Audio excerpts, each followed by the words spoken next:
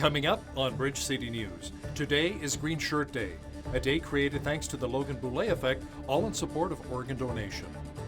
The province has brought forth a new bill, it says, will better protect and empower the victims of human trafficking. We have the details. And some doctors and politicians are arguing over whether a new drug is effective in combating COVID-19. Your nation, your province, your southern Alberta. From the heart of Lethbridge, it's Bridge City News with Hal Roberts. Thanks so much for joining us. It was on this day 2 years ago that Humboldt Broncos defenseman Logan Boulet died from his injuries suffered when a semi-truck hit the team's bus near Tisdale, Saskatchewan. Logan's parents, Bernadine and Toby Boulet, offered to donate his organs so that 6 lives could be saved. They did so because Logan told his parents he was registering as an organ donor and that he was inspired by his coach and mentor, Rick Sugat. Rick, who passed away on June 27th of 2017, was also an organ donor who helped save 6 lives. As news of Logan Boulet's donation made its way across the country, it created the Logan Boulet Effect, with more than 100,000 Canadians registering soon after as organ donors. It also inspired Green Shirt Day, which is today. Logan Boulet's father, Toby, tweeted this earlier. Sluggo started the ripple, Logan created the wave.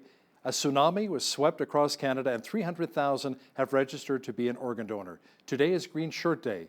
Be inspired, tell your family, register. Logan did, can you? For Jan Clemens, Green Shirt Day holds a very special meaning in her heart. She received a kidney transplant from her son Blair and knows the importance of what Green Shirt Day means to so many kidney donors and transplant patients. I was quite ill when I lost my kidney function, and had to have my native kidneys removed as having a double nephrectomy, and was on dialysis for 1.5 years before Blair was able to get all cleared with the testing and to be able to give me my new kidney. Most important message is awareness and making sure that families have that conversation just at a supper table, because if you're faced with the death of a loved one, that's a really hard time to make that tough decision. So voice your concerns and your wishes and your desires to your family ahead of time, well in advance, so that they know that that's something that you really want for you and to have that impact with other people. Clemens says you are never too old to be an organ donor because every organ is donated as a gift. Prime Minister Justin Trudeau says Canada's ordered 30,000 new ventilators from Canadian companies to help in the fight against COVID-19. Trudeau says more than 5,000 Canadian companies answer the call for help to make everything from face masks and medical gowns to ventilators to treat people afflicted with the new coronavirus. On behalf of all Canadians, thank you for stepping up. As countries around the world grapple with this pandemic, the demand for critical supplies like test kits, ventilators, and personal protective equipment is going up.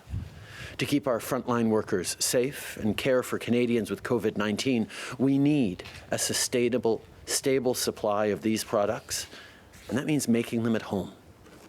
With our plan to mobilize industry, we're helping companies retool, repurpose, and innovate to fight COVID-19. We've already signed letters of intent with a number of partners to produce the things we need, and today we have more good news to share. We're working with Thornhill Medical, CAE, Ventilators for Canadians, and a group led by Starfish Medical to produce up to 30,000 made-in-Canada ventilators. Officials in Ottawa are working behind the scenes on the challenging logistics of getting COVID-19 medical equipment to Canada from foreign countries. Public Services and Procurement Minister Anita Anand says the fight continues for surgical masks, gowns, hand sanitizer, and ventilators. Public Services and Procurement Canada is aggressively and proactively buying in bulk from all available suppliers and distributors, here at home and around the world. The reality is that we are operating in a highly competitive global environment, and international logistics are challenging. As an update on equipment ordered, including this order delivered yesterday, we have sourced more than 230 million surgical masks to support the response. Over 16 million have been delivered to date. We have also roughly 75 million N95 masks on order, we expect to have roughly 2.3 million masks in Canada's possession by the end of the week. There's some changes being proposed to Alberta's Emergency Measures Act during the COVID-19 pandemic. Government House Leader Jason Nixon says the amendments will allow the province to properly respond to the coronavirus crisis. Proposed amendments to the Emergency Management Act will include allowing a state of local emergency to last for 90 days, providing clear language that it is an offense to be non-compliant with orders made under states of local and or provincial emergency. It will clarify that the minister has the power to modify a state of emergency without terminating it, and it will clarify that a provincially declared state of emergency can be for a pandemic in general and not just a pandemic influenza. Nixon says the proposed changes will allow the government to act during any pandemic and not just a pandemic influenza. Our province's medical officer of health has ordered a province-wide ban on visitors to long-term care homes and licensed group homes to limit the spread of the coronavirus. Dr. Dina Hinshaw says no visitors will be allowed unless a resident is dying or the visitor is essential for delivering care. So far, there have been 1,348 cases of COVID-19 identified in Alberta. That includes 112 confirmed cases and 13 deaths at continuing care facilities. Hinshaw says the new rules also apply to all residential addiction treatment operators. The province says other public health measures remain in place for continuing care facilities, including the daily screening of staff, enhanced cleaning, and other infection prevention control measures. Seniors are in need of help right now more than ever because of COVID-19. There's also the need to self-isolate. Bridge Home Care in Lethbridge has staff who purchase groceries for seniors and pick up and deliver essential items to their homes. So we are doing grocery shopping for seniors who are unable to leave their homes or unsafe to leave their homes. Essentially, we can get a grocery list from them, pick up what they need, and deliver it directly to their home. We also offer to put it in their fridges for them and help them with meals. The little things like grocery shopping, when it's convenient for them to drop it off, it's doing the little bit extra that most other companies won't do, like spending time with them, playing with their animals. It's like above and beyond what your standard home care company will do for you. As Arwich says, it is humbling to see the reaction on seniors' faces when they are helped, and staff would not want to be doing anything else. A 20-year-old Tabor man has been arrested for attempting to take part in a TikTok trend known as the COVID Challenge. Police received a complaint last Thursday that 4 people entered a local food establishment and one member of the group licked some product. Now, according to police, the motive was to create a video on the social media platform TikTok. A witness reported what they saw to store management, and the management called police. The 20-year-old was charged with 1 count of mischief under $5,000 and will appear in court on July 7th. The province of Alberta wants to introduce tough new measures to help address human trafficking and to empower survivors. Officials say if Bill 8 passes, it will extend the definition of sexual exploitation to people of all ages. It will also make it easier for survivors to get protection orders and enable police to take quicker action to rescue survivors and to allow those survivors to sue their traffickers. Justice Minister Doug Schweitzer says with the new legislation, it will eliminate the patchwork of existing remedies with too many falling in between the cracks in our system. He says Bill 8 will strengthen a survivor's ability to get away from the abusers. Schweitzer says the new legislation will protect and empower survivors. It's time Alberta takes action to be leader in the fight. It's abundantly clear to us that we need specialized and secure safe houses to create much needed protection. Thank you. We need to use every tool at our disposal to stop human trafficking and ensure that these vulnerable and innocent young people get the help that they need. The new human trafficking legislation will benefit survivors and hold offenders accountable in these horrific crimes against persons. Prevention, prosecution, and protection through partnerships is paramount in tackling these issues in Alberta. Addressing human trafficking requires the concerted efforts of all of us, including government, law enforcement, and NGOs, to prevent this human rights abuse, protect victims, and to prosecute traffickers. The province also announced that Albertans can defer natural gas and electricity payments for homes and small businesses until June 19th. The UCP says no one will be cut off during this period of time. This program is available to Albertans who are experiencing financial hardship as a direct result of the coronavirus pandemic. The province says your utility provider has been given the heads up. All you have to do is give them a call. The government also said today that it has targeted supports for both youth and families. Officials say these new initiatives will help families facing poverty or trauma who may need support to build healthy relationships and thus reducing the number of children who come into provincial care. Minister of Children's Services Rebecca Schultz says as families face both the pandemic and economic contraction, support for families and children is important now more than ever. With in-person instruction suspended indefinitely, education will look a lot different as students, teachers, and parents adjust to a new normal. We spoke with the principal of Victoria Park High School in Lethbridge earlier today on what their new normal looks like.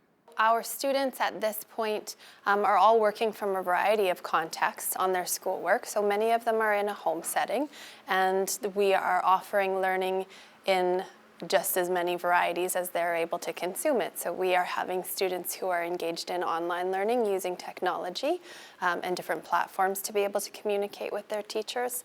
We have students who are still working through paper copies of some of their learning, and we are going through module by module, or what we used to think of as chapter by chapter, through the courses. We have the availability to do drop-offs of student learning and work that we can mark physically, or students can submit their learning for assessment in a digital method as well with their teachers. We are just making sure that there's nobody who is going through the isolation piece feeling isolated.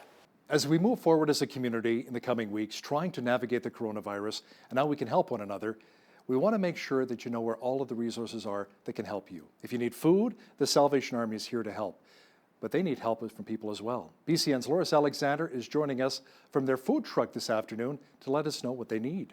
We have been serving for about a week and a half now in terms of being in this location at the Super Lodge. We're, of course, joining forces with a lot of other agencies. We're working on behalf of the City of Lethbridge as well. That's 3 meals per day, 7 days a week to people placed in quarantine or to mitigate some of the overcrowding issues at the shelter in the city.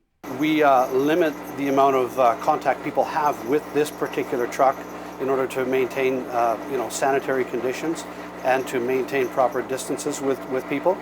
There are volunteers who deliver meals to the rooms of this particular facility. There's no person-to-person contact, and there are safe food handling practices in place. We're doing shopping locally. We're securing food items. However, they have to come from a facility or from a source that is on a commercial level. I just want to say how grateful I am to the community of Lethbridge, to the province of Alberta, to our city leadership, to all of the partnerships that we enjoy. This truly is a great city. For Bridge City News, I'm Loris Alexander. COVID-19 has been the reason millions of Canadians have cancelled plans, including celebrations. Video journalist Ainsley O'Reilly explains what people in Lethbridge are doing when it's their birthday and they're stuck at home. Because of COVID-19, both government and health officials are urging people not to gather in groups. But what if it's your birthday? Today is my birthday, so I decided to visit a few businesses in Lethbridge, which are bringing comfort and joy on your special day. First, you might want to send your loved ones a gift. Flowers have been a popular idea, and Bloom's Flowers and Gifts on Mara McGrath will deliver right to your door. You know, the smile that comes across their face, just with the colors, with the sentiment, the joy that it brings. Flowers has been a big part of being able to recognize that that person wanted to be there. Keep in mind that you're also helping a local business. Being able to spread that happiness, that smile, I don't know, makes us smile. Next, what would a birthday be without a birthday cake? Bootsma Bakery is doing curbside delivery and selling your favorite sweets in a variety of sizes. We've just been doing a lot of smaller cakes. So we now have our snack size cakes, which are really popular, especially with birthdays, because people are having smaller birthday parties. It's Rebecca, the Bootsma cake decorator's birthday too, and she knows how special a cake can be to sweeten up even the toughest times. I'm actually going to be making my own birthday cake today, just because I think with all of this that's going on, you can't get together with friends and family, but you still want to celebrate some way. So if you can have a little customized cake that is beautiful and know that it was made with love and tastes amazing, I mean, why wouldn't you want that? For Bridge City News, I'm Ainsley O'Reilly. There are reports coming in that domestic violence cases are surging around the world as couples and families are stuck at home for long periods of time during the COVID-19 pandemic. I think the shelter-in-place order results in more incidents of domestic violence because the victim is stuck in the house with the perpetrator. And it only feeds into a common battering tactic, which is to isolate their victims from other people. And so I think that that's why we're seeing a spike in the reports of domestic violence by law enforcement. You know, I would say really that if the choice was between staying in a place where you thought you were in imminent danger of being physically abused, or you were being systematically, psychologically abused or financially abused, and breaking the shelter-in-place order, I'd break the shelter-in-place order and go out and stop somebody and ask for help. The RCMP are reminding those affected by domestic violence that there are still resources available to help them during this pandemic. Officers in Airdrie, Alberta say people can find a list of community resources on the city's website. They say people should also continue to report any domestic violence to police. Victims can also call 911 if it's an emergency. Anna Fortunato says people always remind her that her name means lucky in Italian. But the 90-year-old woman who lives in Long Island, New York, says it took faith, hard work, and toughness to survive the new coronavirus. I thought I had a cold. I didn't think anything of it. So I said, okay, Mom, just stay in, rest, and you'll feel better. The next day, it got progressively worse. I felt like it was an elephant on my chest. Yeah, I couldn't even walk. I couldn't eat, nothing. My temperature was 103. So at that point, we had decided to call an ambulance. Oh, yeah, it was serious, all right.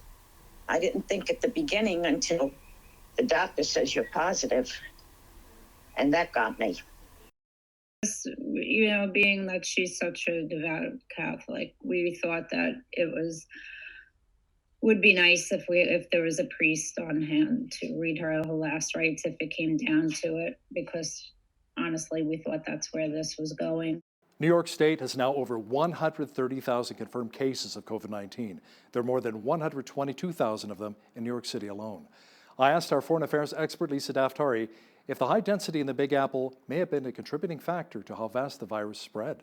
You look at the population there, you look at the way of life there, you look at public transportation, the subways, taking taxis, taking Ubers, living on top of each other, having roommates, people obviously commuting to work, taking several trains and buses, being in their offices and having so many people there. So, it is the perfect recipe for spreading a virus that is so highly contagious. Catch the full interview with Lisa Daftari discussing which countries are seeing an improvement when it comes to the coronavirus.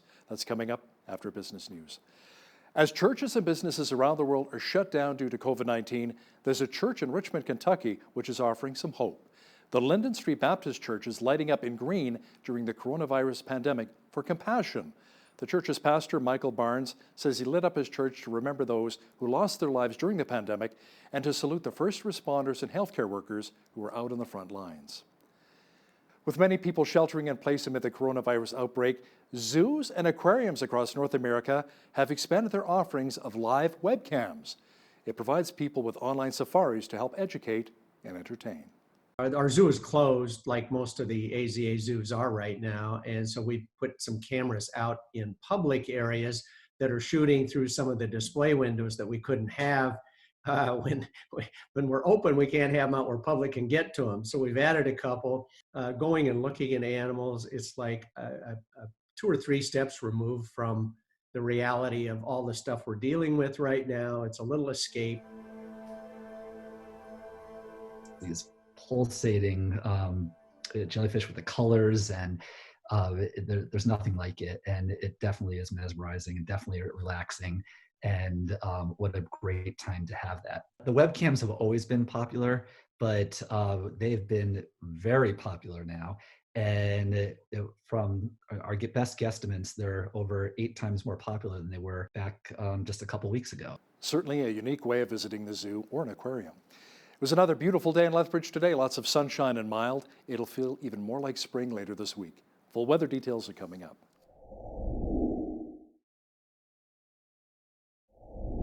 We had lots of blue sky and sunshine again today. Tonight, a chance of rain mixed with snow and a low near -5. Clearing tomorrow with a high expected near 4 degrees. Thursday, lots of sunshine on tap with a balmy high near 15. Friday, a low pressure system returns, bringing cloud showers and a high of only 2 degrees.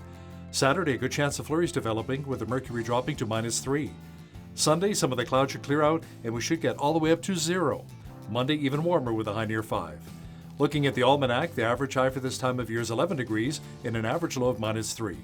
The highest temperature on this date was recorded in 2005 at 24 degrees, and the record low was -16 in 1975. Sunrise was at 6:55, sunset at 8:12. Looking at tomorrow's national forecast now, Victoria will be mainly sunny and 14, sunshine and 12 degrees is on tap for Vancouver. A clear sky and 3 for Calgary on Wednesday, sunny and 4 degrees for Edmonton. A chance of flurries and 2 for Regina tomorrow. Snow and 0 for Saskatoon. Snow mixed with rain and 3 degrees for Winnipeg. A chance of showers and 15 for Toronto tomorrow. Overcast and 8 degrees for Ottawa. Mainly cloudy and 6 for Montreal on Wednesday. In Atlantic Canada, expect a mixture of sun and cloud and a high of 6 for Fredericton. Light showers and 6 as well for Halifax. A chance of snow mixed with rain and 2 for Charlottetown. And in St. John's, Newfoundland, expect lots of sunshine and a high near 2 degrees for tomorrow.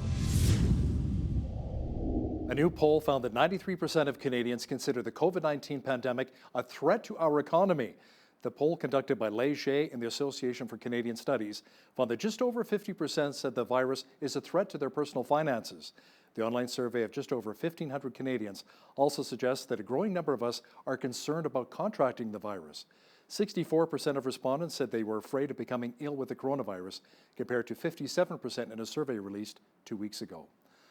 Our province's energy minister says she is frustrated that Ottawa has not yet rolled out a promised aid package for our oil and gas sector. Sonia Savage says Albertans' patience is wearing thin. She says the industry does not want a bailout, but help to cope with short-term liquidity problems caused by low oil prices. West Texas Intermediate was hovering around $24 per barrel today. The CEO of the Canadian Association of Petroleum Producers, Tim McMillan, says there is some optimism in the energy sector.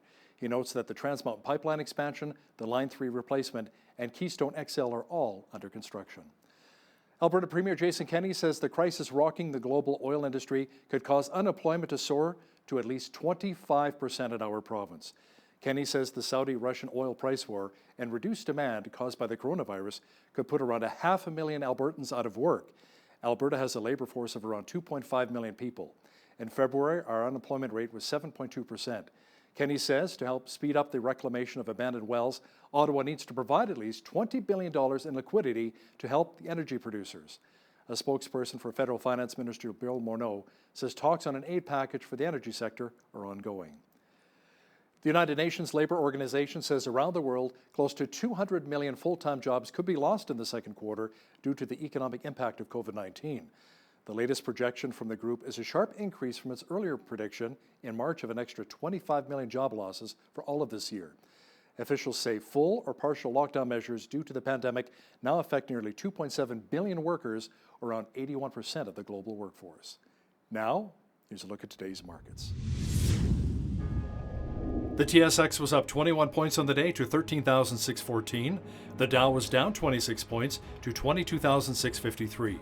The S&P 500 was down 4 points on the day to 2659, and the Nasdaq was down 25 points to 7887. Oil was down $1.82 to $24.26 per barrel. Natural gas was up 18 cents to $1.91. Gold was up $3.09 to $16.50.80 an ounce, and silver was unchanged on the day at $15.02 an ounce. Wheat is at $244 per metric ton, barley's at $240, canola's at $464, and corn is at $258 per metric ton. Live cattle were up $4.50 to $88.33. Feeder cattle were also up $4.50 to $114.93, and lean hogs were up $3 to $44.13. The Canadian dollar finished the day even at 71.47 US. Recapping one of our top stories this hour, our province's medical officer of health has ordered a province-wide ban on visitors to long-term care homes and licensed group homes to limit the spread of the coronavirus. Dr. Dina Henshaw says no visitors will be allowed unless a resident is dying or the visitor is essential for delivering care. China, which saw an earlier drop of COVID-19 cases, is now seeing a rise in the amount of people affected by the virus. Our foreign affairs expert Lisa Daftari has the details coming up in just a moment. The death toll from the novel coronavirus in the United States just keeps on climbing. The latest numbers have more than 10,000 people dying from the virus. To talk more about it is our foreign affairs expert Lisa Daftari, joining me via Skype from Los Angeles once again. Lisa, one of the hardest hit areas seems to be New York City. Now, we've seen the mobile field hospital set up in Central Park. Is the reason why the Big Apple was hit so hard because of the high density, the close proximity of so many people? Yes, absolutely. I mean, it's a virus, right? And it's highly contagious. So you look at the population there, you look at the way of life there, you look at public transportation, the subways, taking taxis, taking Ubers, living on top of each other, having roommates, people obviously commuting to work, taking several trains and buses, being in their offices and having so many people there. So, it is the perfect recipe for spreading a virus that is so highly contagious. And they weren't so quick to quarantine and to stay at home. That's one of the blessings and I guess curses at the same time of the Big Apple is this this work ethic, or this nothing stops, or it doesn't sleep, as they always say, right? So I think they were very slow to say, stay home, work from home. I have friends who are attorneys, for example, work in a very, very fast-paced and crowded office in downtown. They take 3 trains to get there. They continue to work until I think almost last week. So, you think about all of that exposure, and by the time that this was flagged, the cases were already in the multiple thousands. So they don't have the facilities, they don't have the ventilators, they don't have the hospitals or the medical professionals to unfortunately deal with the number of people affected right now. Yeah, we may not have seen the end of it for New York, especially with the numbers climbing and climbing every day. British Prime Minister Boris Johnson is in an intensive care unit right now at a London hospital, and he's suffering as well from COVID-19. How is he doing? Yes, this is upsetting because his case went from bad to worse recently in the last few hours. And, obviously everyone is keeping an eye on the VIP corona patients is what we call them at the foreign desk. We did a story on, all of the, kind of notable names out there, whether they're from Hollywood or they're leaders of state. And in this case, of course, everyone's looking at Boris Johnson and wondering if he, God willing, will recover from this. But, when people talk about COVID-19 versus the regular flu and talk about how, it's not even that big of a deal because, people die of the flu every winter, and we don't talk about that. Regardless, every single fatality is a mother, is a father, is a brother, is a sister, is a daughter, is a son, and the faces of these patients are not talked about. I don't think these people are getting proper funerals, of course, or memorials because of the you can't gather in social settings. So this is it's a scary time. It's an unfortunate time. These families are suffering. And of course, there's Boris Johnson, but there's Mary Smith and John Smith as well. So I think, it takes a lot out of all Americans, of Canadians. I know people that know people, and that's going to happen to all of us pretty soon. And I think that's what's most upsetting about this. Now, when it comes to COVID-19, there may be a light at the end of the tunnel since rates are actually falling in many countries hardest hit in Europe. Now, Italy is reporting its fewest coronavirus deaths in many weeks. The death toll over the weekend was around 525, but the country's total number of cases now stands at over 130,000. Yeah, so Italy was on the exponential fast train on the number of deaths, and they continue to rise steadily every single day, very similarly to New York. Over the weekend, these countries in Europe, most notably Spain and Italy, who had the highest number of deaths, and they were really multiplying over and over again, along with New York. Governor Cuomo stated that there was a slight dip. So it's the first time that we're seeing an actual decrease in the number per day. We hope that this will continue going forward. We're not sure because the experts are actually telling us to brace for the worst, which is this week coming up. So, we'll take it. And I think that the markets reacted to that little dip also. It's a little bit of optimism in this horrific situation. And I think that if we do start seeing a slowdown hopefully we will continue to have that optimism about this ending sooner rather than later. Yeah, let's talk more a bit about Spain here. Spain recorded its smallest rate of increase in coronavirus infections since the start of the crisis. That's good news considering COVID-19 has claimed almost 12,500 people in that country, and they've also got confirmed cases, just over 130,000 there too. Yes, it's spread very quickly there as well. If you've been to Spain, their urban cities, urban areas rather, are extremely populated, very similar to New York City. But more importantly, their medical infrastructure is not suited to take care of all these patients. I don't know if you've seen any of these videos of doctors in the hallways just meditating and praying, because you look at a medical professional who is confident in what he or she has learned in medical school and is in there with the adrenaline pumping and taking care of their patients, but at the same time now, juxtapose that with these images of doctors just meditating and praying because they don't know what to do.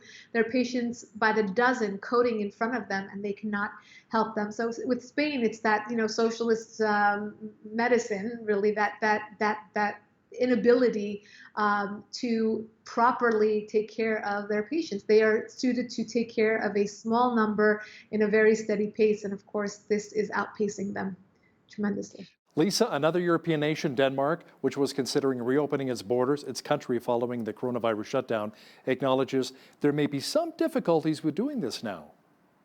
Yeah, so in Denmark, they're looking at the economy and how hard hit it's become. And then looking at the numbers, looking at how many people have been affected total and how many people have died. So those numbers are relatively conservative given the numbers around the world. And you have a couple of thousand cases reported and a couple of hundred. Oh, I don't even think it's up to 200 deaths, so it's under 200.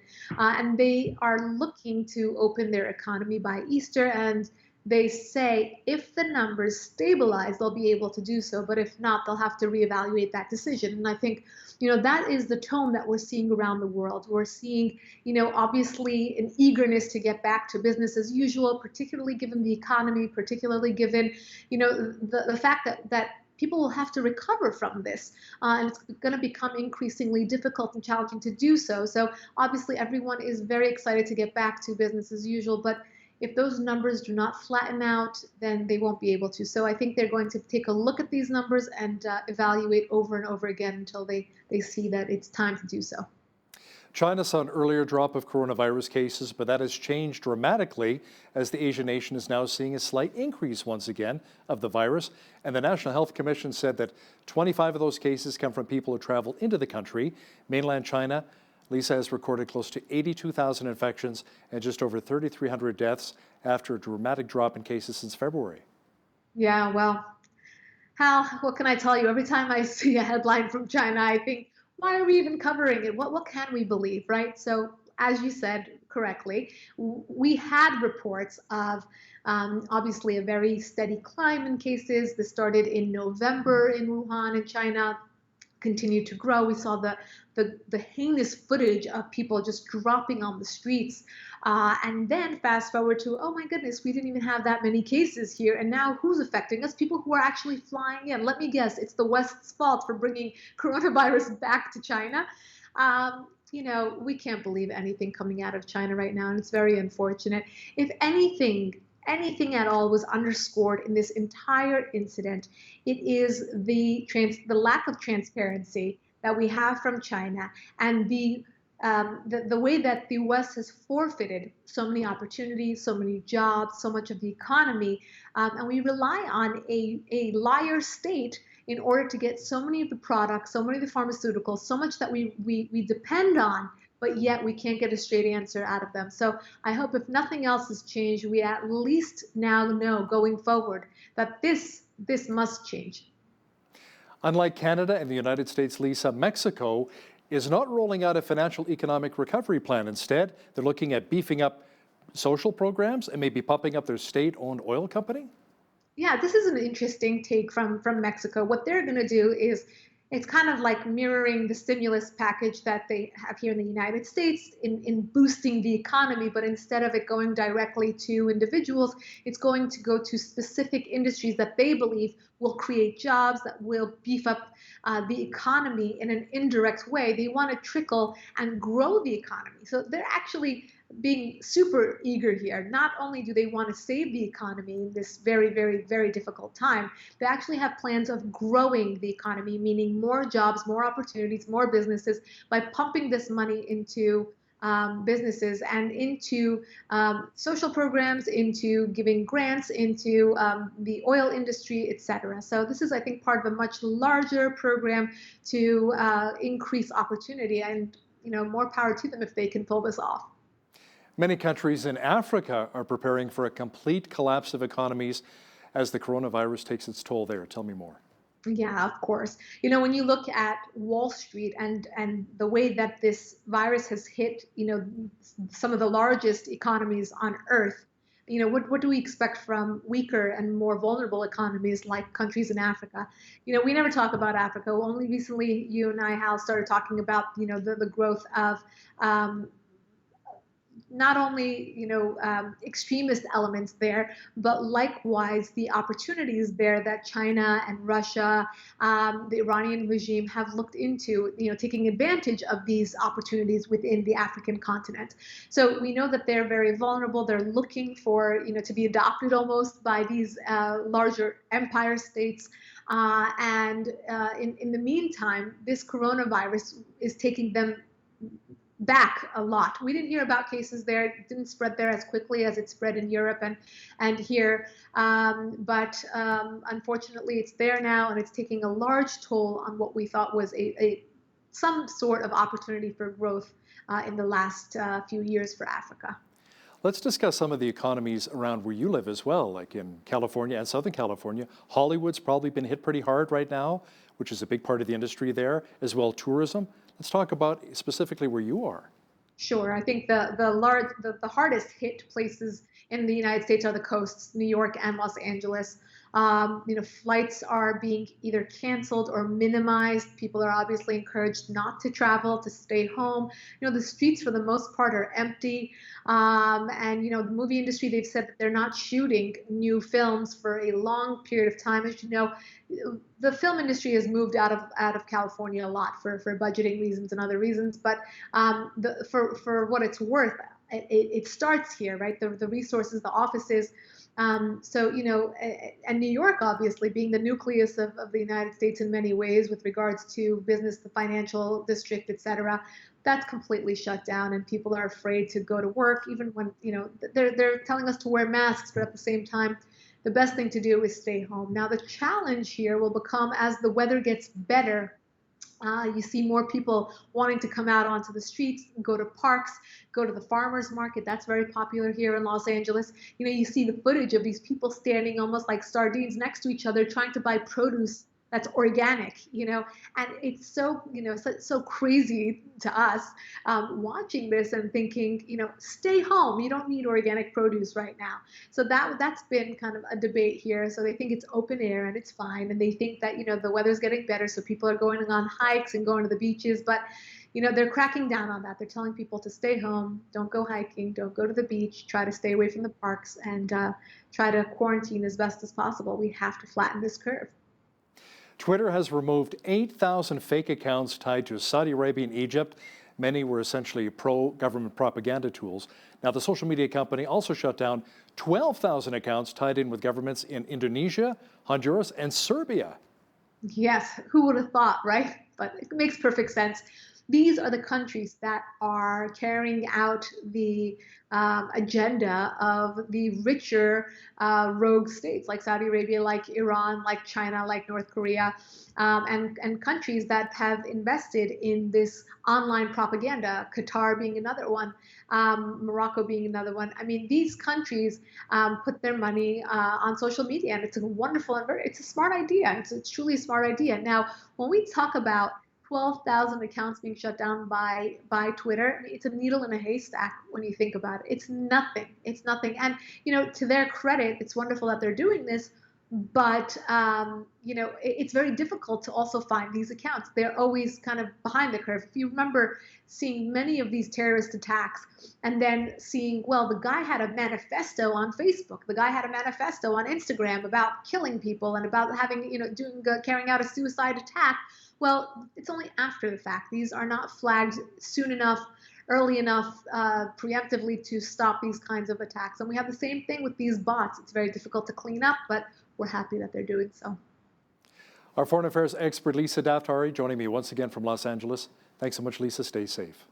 You too. Thank you. The term medical assistance in dying or MAID is now being widely used in place of the term assisted suicide. The result, however, is still the same. Ottawa is now considering expanding the boundaries put in place to safeguard the practice. Joining me now to talk about it is Alex Schadenberg, Executive Director of Euthanasia Prevention Coalition. Alex, welcome back to BCN. It's great to be with you, Hal.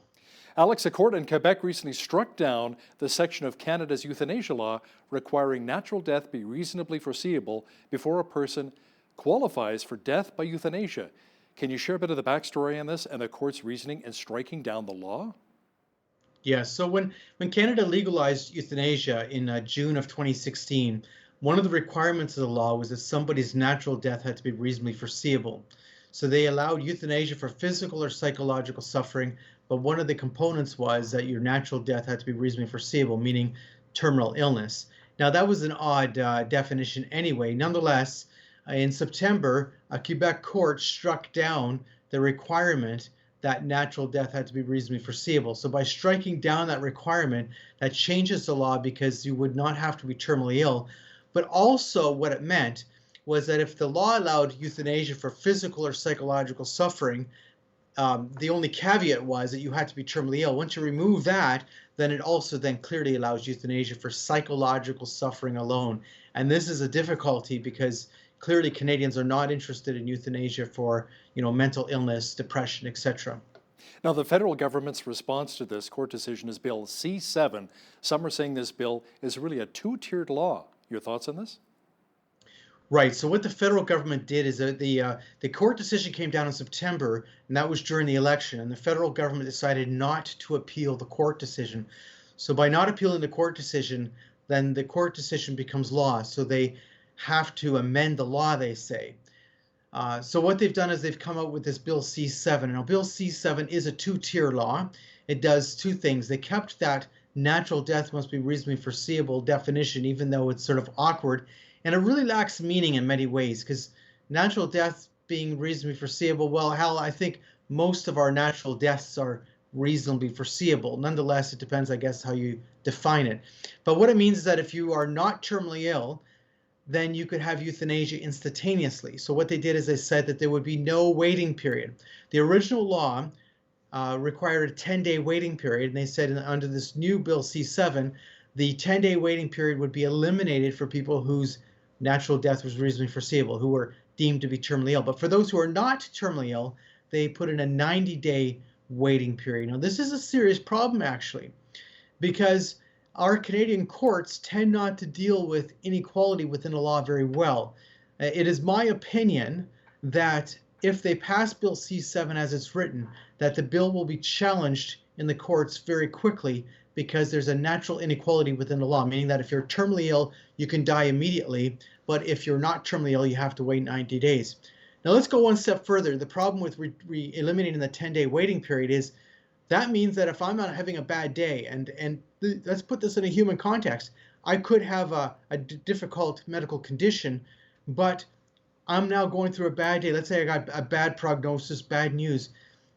Well, I can then die the same day as I request euthanasia. It gives me no chance or opportunity to change my mind or no opportunity to have a good day. Now, Bill C-7 changes the law to now allow doctors and nurse practitioners to lethally inject an incompetent person, as long as that person consented to death, as you were talking about, by lethal injection before becoming incompetent. Do you see any issues with that? Yeah, so the other thing they did, so first of all, Bill C-7, in my opinion, is a very big problem. And I'll give you a couple of reasons. One is it's gone far beyond what the Quebec court decision said. The Quebec court decision simply said that your natural death being reasonably foreseeable was going to be struck, because once again it created what they called an inequality within the law. It denied certain people equal rights within the law. But now what they've done is they've expanded the law even further by saying, well, if someone has asked for euthanasia while competent and now has become incompetent, then they can still have euthanasia, death by lethal injection. Well, this is a serious problem, because once again, it denies someone the ability to change their mind. Because what happens is, if you're declared incompetent by law, you now cannot change your mind. So there was the case in the Netherlands, there was the court case in the Netherlands that was just completed last year, of the woman who had previously had requested euthanasia while competent, and then while incompetent they came to do it, and she was resisting and saying no. So they put the sedative in her coffee, because she continued to say no, she continued to resist. And then she continued to resist even after receiving the sedative in her coffee. So then the doctor asked the family to hold her down as she was given the lethal injection. This is the kind of thing that you lead into when you allow euthanasia for people who are incompetent. There's another serious problem. The doctor cannot confirm anymore that the person continues to want to die by lethal injection, because they're considered incompetent. So you're going to have someone lethally injecting someone, and you cannot confirm that they continue to want to die. It opens up the question. I also go one step further. It actually is against what the Supreme Court of Canada said in the euthanasia decision, the Carter decision, because they said that the person would have to be competent, and this will allow euthanasia for incompetent people. So does Bill C-7 allow euthanasia where mental illness is the sole underlying medical condition? And if so, could someone with depression potentially end their life? Well, this isn't actually an issue that angers me, Hal, because the bill put in a line saying that mental illness is not a disability, disease, etc. under Bill C-7, but in fact that doesn't stop euthanasia for mental illness. So they've actually they're playing a game with us, because the bill says that, but that in fact doesn't stop euthanasia for mental illness, because the law says euthanasia is allowed for physical or psychological suffering. And psychological suffering includes issues around mental illness. So in fact, this bill does allow euthanasia for mental illness, even though they're telling us it doesn't. And I really get angry when they play these games with us, because they're telling us one thing and it actually doesn't actually say that. It actually doesn't definitively do that. They would have to have actually defined psychological suffering in the bill in order to have to say that we're going to prevent euthanasia for people with mental illness. Now, Canadians clearly don't want people with mental illness dying by euthanasia, and so that's why they tossed that line within the bill, but that actually doesn't prevent euthanasia for mental illness. It's a real card game that I'm really upset about. Do you believe that the safeguards that are included in our assisted suicide laws are written with loosely defined language to allow the laws to be maybe redefined over time? In fact, Hal, that's exactly what the bills have done. The bills have not properly defined the language within the legislation, and they did that on purpose. So even the original bill did that. What it did is it said that your natural death had to be reasonably foreseeable, but then it didn't define that. And then it had several little loopholes within it. It said that there was a 10-day waiting period in the original legislation, but then it said the doctor could waive the 10-day waiting period. And now, only 2.5 years later, we're actually going to get rid of the 10-day waiting period when someone's defined as terminally ill. So, the whole thing is not designed actually to protect people in a difficult time of their life, because this is actually what we're talking about. Euthanasia is not something that people are demanding. If you look at the data, they're not demanding it because they're in horrific pain. That's what was sold to us. But, there's very few people in that condition actually demanding euthanasia. Usually it's someone who's going through a very difficult time of their life, and they're a human being who's emotionally and psychologically connected to their physical condition. They're asking for euthanasia because they're at a low time in their life. And this is what we're dealing with here. And these laws are not defined on purpose in order to allow expansion over time. We could actually have a whole show on how the law actually expanded between when it was passed until today, just on that alone, looking at how it's being reinterpreted by people who are actually doing euthanasia. Last December, the Delta Hospice Society was ordered by the province of BC to provide euthanasia or lose its funding. How has Delta really responded to those demands, and what happened since? Yeah, so this battle's been going on with the Delta Hospice Society, and I have to first make this very clear. The Delta Hospice Society is an independent organization. It's not a government organization. Yes, it receives funding for the healthcare service it provides, But the hospice was actually built with community money. The building itself is not that old. It was built with fundraised dollars in the Delta region of British Columbia, and it did not receive provincial funding for the building itself. So we're talking about an independent organization that is saying we will not do euthanasia. That's contra to what we believe. In fact, in their charter as an organization, as their nonprofit charter says, we do not hasten death. So what the government has told them is you're going to hasten death, you're going to do euthanasia, you're going to do lethal injection, you're going to do this, and if you don't do it, we're going to pull your funding. And they're also intimidating them within that same context, because the letter they've received from the government is not only saying that we're going to pull your funding, it's saying we're going to take over your building. Take over your building. It's an independent organization. It's not part of the LHIN or the, how would you say, the local healthcare unit. It was not even funded by the healthcare unit. It's an independent organization. They're talking about taking it over. This is a very, disgusting thing that's going on if you consider what the government's talking about doing. The Delta Hospice has been responding by saying we're not going to do it. They're seeking legal advice, and the battle's far from over. Alex, what about the conscience rights of medical professionals? I mean, can Canadian doctors refuse to participate in euthanasia? So the conscience rights issue is a provincial matter, and so therefore in Manitoba, for instance, doctors have the right of conscience, and they don't have to participate, they don't have to do the act. Whereas in Ontario, the College of Physicians has said that a physician has to do what they call an effective referral, which means referral for the purpose of the act. So you have different rules in different places. So in fact, the answer is a yes and a no depending on where you live. Now the difficulty is, for instance, in Ontario, where the College of Physicians is saying that doctors have to do what they call an effective referral. That means referral for actually doing euthanasia. Doctors are saying, well, I don't believe in euthanasia, so I'm not going to do it, but I'm also not going to refer because I'm not going to send you to the killer. I'm not going to do it. And I think when I say killer, some people might feel uncomfortable, but in fact, we need to call it what it is. Euthanasia is lethal injection. And if you look at the actual law, the law creates an exception to homicide within the criminal code. So if you want to find where the law on euthanasia is, it's under homicide in the criminal code, and they created an exception to it. So in fact, that's what it is.